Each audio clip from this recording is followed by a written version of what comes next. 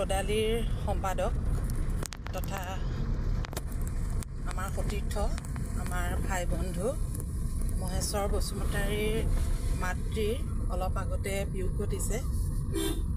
মই এই ভিডিঅ'টোৰ দ্বাৰাই সকলোকে কথাটো অৱগত কৰিলোঁ আৰু আচলতে আমি এতিয়া তেওঁলোকৰ বাসগৃহলৈকে গৈ আছোঁ আৰু মৃতকৰ পিতৃয়ে আত্মাৰ সদ্গতি কামনা কৰিছোঁ।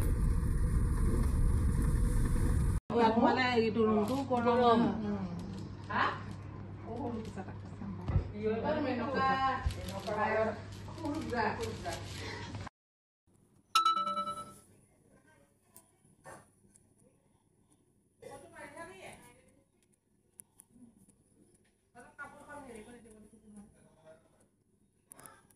আই শুই আছে, অকণমান চাই লৈছোঁ।